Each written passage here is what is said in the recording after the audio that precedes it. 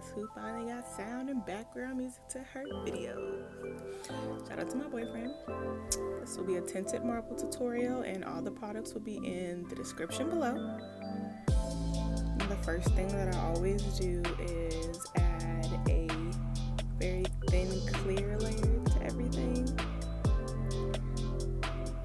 It just makes it so underneath looks very nice and neat, and there isn't that like weird ledge up under there that you'll see sometimes when you're doing sculptured nails.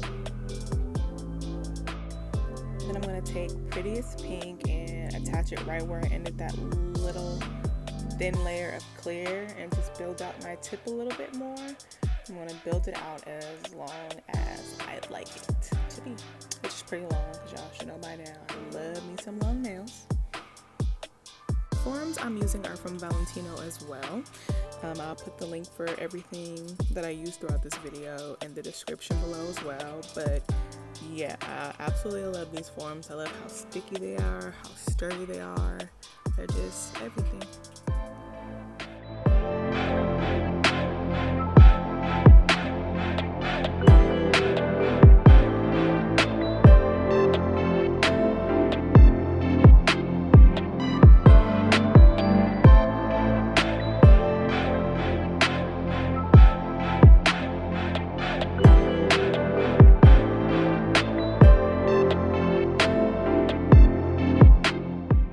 This next bead is where I started to marble in the Prettiest Pink with a clear bead that had that I tinted the monomer with.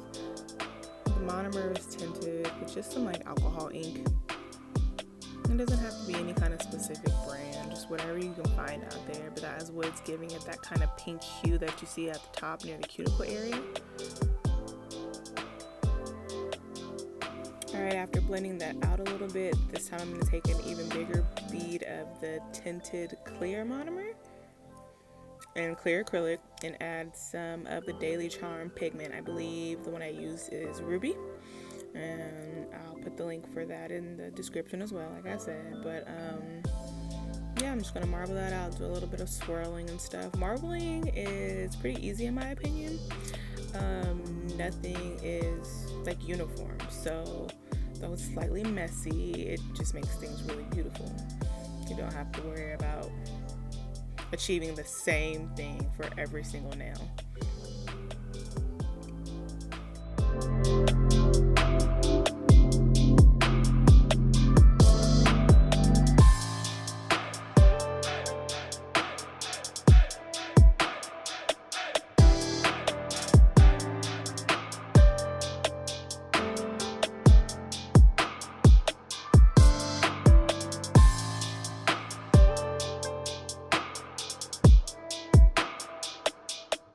Alright, here's where I'm going to start to cap. So from here on out, I kind of alternated the beads that I capped with from just clear to the tinted monomer beads, which is literally just clear acrylic brushes just dipped in tinted monomer. So I alternated as I capped just to give this look, you know, different like dimension and depth.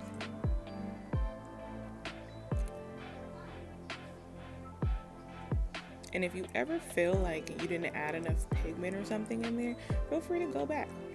Because you're building this thing out pretty thin to begin with, so it gives, you know, leaves room for error, I suppose.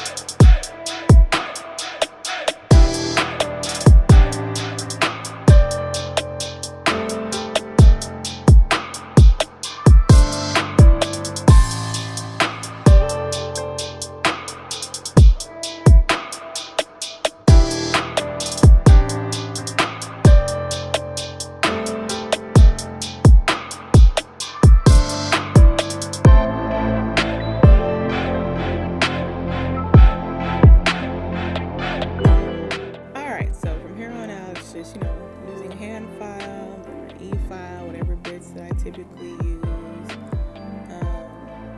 taking out whatever bulk and such before I buff. And then it's time to go, which is one of my favorite parts. It's really seeing magic come to life then.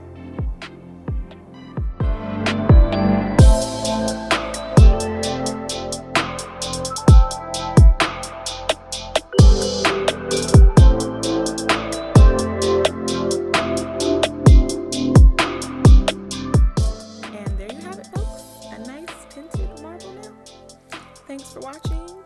Thank you for your patience in my past videos with no sound. Don't forget to subscribe and stay tuned for more.